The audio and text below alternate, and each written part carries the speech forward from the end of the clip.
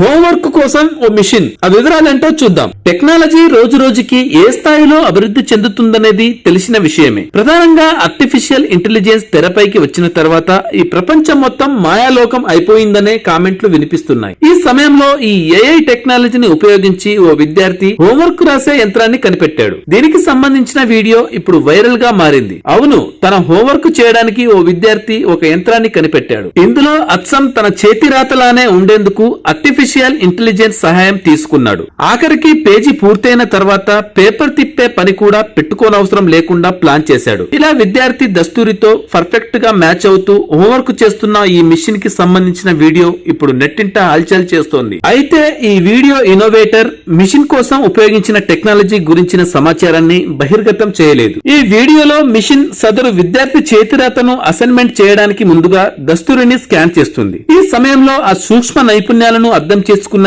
AI దానిని కాగితంపై యాస్టిస్ గా రాసేస్తోంది. అది పూర్తి చేసిన హోంవర్క్ చూసిన వారు విద్యార్థి స్వయంగా రాసినట్లు భావిస్తారు. దీంతో విద్యార్థులు, ఉపాధ్యాయులు ఇలా హోంవర్క్ కోసం ఏఐపై ఆధారపడడం వల్ల కలిగే దీర్ఘకాలిక సమస్యల గురించి ఆందోళన వ్యక్తం చేస్తున్నారు. సమయాన్ని ఆదా చేయడానికి ఇలాంటి టెంపరరీ పరిష్కారాలు చూసుకున్నప్పటికీ ఇది చేతివ్రాత నైపుణ్యాల క్షీణతకు దారితీస్తుందని అంటున్నారు. సాధారణంగా ఒకప్పుడు భర్త బయటకు వెళ్లి ఉద్యోగం చేస్తే భార్య ఇంటి బాధ్యతలు చక్కబెట్టేది. భర్త ఉద్యోగం చేసి సంపాదించిన డబ్బును ఇంట్లో ఇస్తే దాన్ని పొదుపుగా ఖర్చు చేసి కొంత మొత్తం ఆదా చేసేవారు. అయితే ఈ రోజుల్లో భార్యాభర్తలు ఇద్దరు ఉద్యోగాలు చేస్తున్నారు. పెరుగుతున్న ఖర్చుల విషయంలో వేడి నీళ్లకు చన్నీళ్లు సాయంలా ఉంటున్నారు. అయితే తాజాగా జపాన్ లోని చాలా ప్రాంతాల్లో వారి సాంప్రదాయంగా చెబుతున్న ఓ ఆసక్తికర విషయం వెలుగులోకి వచ్చింది. ఇందులో భాగంగా అక్కడ భార్యలే భర్తలకు పాకెట్ మనీ ఇస్తారంట. పైగా ఆ నెలలో భార్య ఎంత పాకెట్ మనీ ఇస్తే భర్త అందులోనే సర్దుకోవాలంట. పైగా ఈ సాంప్రదాయానికి ఓ సరికొత్త పేరు కూడా ఉందని చెబుతున్నారు. ఈ వ్యవహారం ఇప్పుడు ఆసక్తికరంగా మారింది. అవును,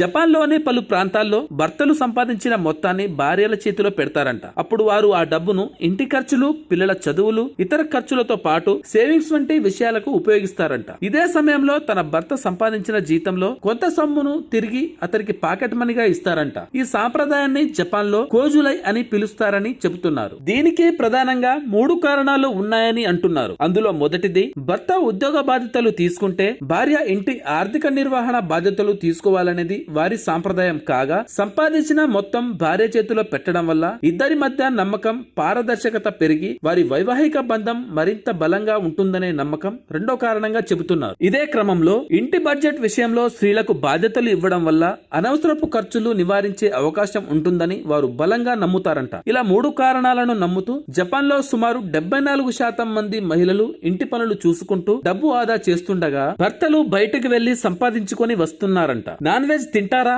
బ్యాడ్ న్యూస్ చెప్పిన స్టాన్ఫర్డ్ యూనివర్సిటీ. ఆ వివరాలేంటో చూద్దాం. మీరు నాన్ వెజ్ తింటారా?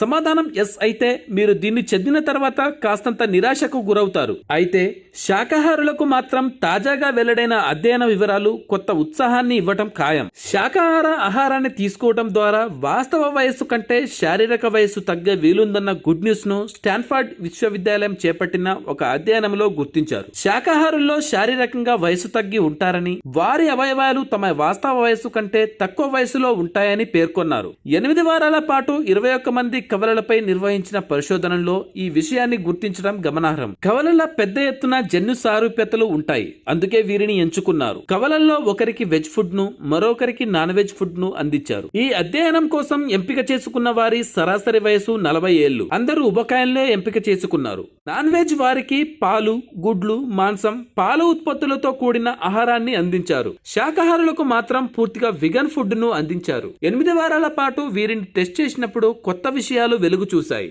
శాకాహార ఆహారం తీసుకున్న వారి గుండె, కాలేయం, ఇంప్లమేటరీ, జీవక్రియల వ్యవస్థల వయసు వారి వాస్తవ వయసు కంటే తక్కువగా ఉన్నట్లు గుర్తించారు. అదే సమయంలో నాన్ వెజ్ ఫుడ్ తీసుకున్న వారిలో అలాంటి మార్పుల్ని గుర్తించలేకపోయారు. అంతేకాదు, విగన్ ఆహారాన్ని తీసుకున్న వారు సరాసరిన 2 కేజీలు తగ్గిన వైనం వెలుగు చూసింది. ఇదే వారి శారీరక వయసు తగ్గడానికి ప్రధాన కారణమై ఉండొచ్చని భావిస్తున్నారు. విగన్ ఆహారం వల్ల చిన్నపాటి పోషకాల లోపం తలెత్తిందని, వాటి సైడ్ ఎఫెక్టులు కనిపించడానికి కొన్ని ఏళ్లు పడుతుందని చెబుతున్నారు. ముఖ్యంగా వీరిలో విటమిన్ B12 లోపం తలెత్తుతోందని సప్లిమెంటరీ రూపంలో తీసుకుంటే సరిపోతుంది. అలా కాకుండా నిర్లక్ష్యం చేస్తే న్యూరో సమస్యలు తలెత్తే వీలుందంటున్నారు. సో శుద్ధ శాకాహారంతో శారీరక వయసు తగ్గుతుందన్న కొత్త నిజం వెలుగు చూసిందని చెప్పాలి. విగన్లకు ఇంతకు మించిన హ్యాపీనెస్ ఇంకేముంటుంది. Thanks for watching.